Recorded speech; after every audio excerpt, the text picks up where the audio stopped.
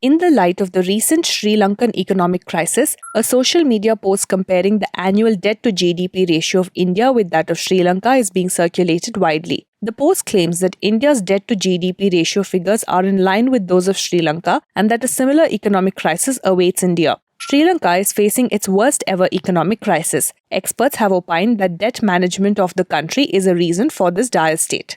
Reviewing Sri Lanka's economy last month, the IMF said that public debt had risen to unsustainable levels and foreign exchange reserves were insufficient for near-term debt payments. According to available IMF data, Sri Lanka's gross debt as a percentage of GDP accounted for 79.02% in 2016, and this has risen to 111.42% in 2022. This implies that what the country owes is more than what it produces. Another major issue with Sri Lanka is that the foreign debt is almost the same as domestic debt. The information regarding Sri Lanka's debt position in the post is true. However, the actual figures for India's debt as a percentage of GDP are significantly lower than the claim made in the viral post. According to information related to the debt position of India available on the RBI website, from 2016-17 to 2020-21, the country's overall national debt as a percentage of GDP is hovering around 50%. Total debt comprises both external and internal debts and also accounts for other liabilities.